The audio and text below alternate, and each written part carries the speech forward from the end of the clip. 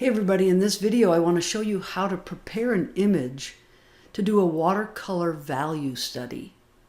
One of the most important parts of watercolor painting is learning how to identify the various values, or in other words, dark to light values inside an image. And one of the techniques that you can use to help you with that is to take an image and remove all the color.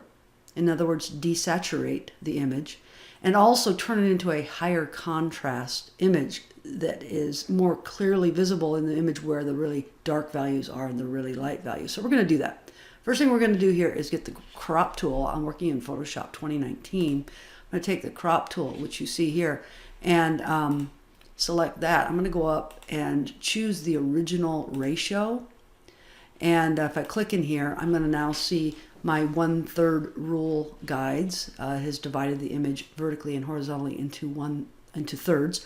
And where these lines intersect typically is a good place to place your main subject matter, because it's an area where the eye naturally goes, and it kind of creates a dynamic feeling to the picture. So I'm going to keep the apple right there, but I do want to crop it a little bit, so I'm going to go ahead and pull this in from the corner. Because I set it to original ratio here in the upper left corner, it's going to keep the original ratio of the picture, and keep it so that because I like the original ratio. So I'm going to do that. And then I just move it around a bit until I get the center of interest, this crosshair on the rule of thirds, right about in the middle of the apple. I want to make sure I see the entire shadow as well as the apple. So that looks really good. When I've placed it properly and cropped it, I can hit the check mark to finish the crop.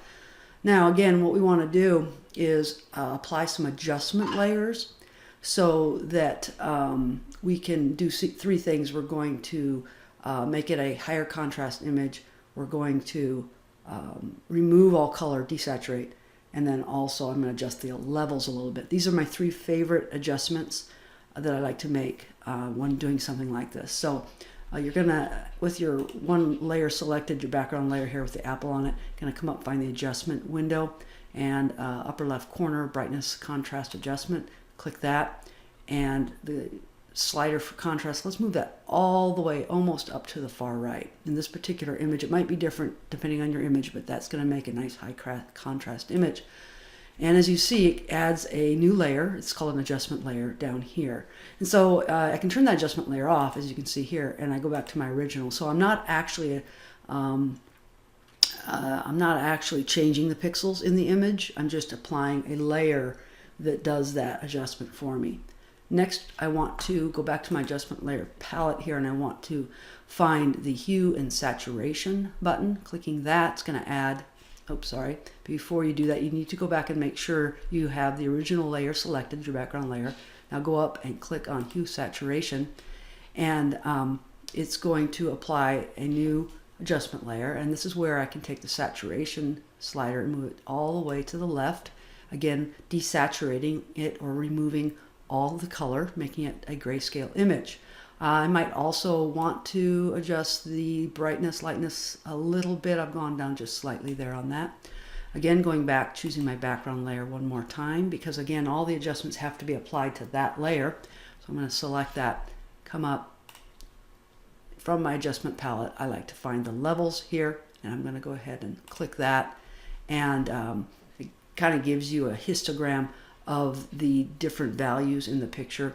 And I'm going to probably, in this case, only take the middle slider and just move it a little bit to the left. I want to make sure I can see a full range of values, all the way from black, which you can see I have on the right side of the apple and in the shadow, all the way up to a white. And you can see that in the shine here, a little bit on the top of the apple, etc. So you want to make sure you have a full value scale from light to dark, including some good midtones.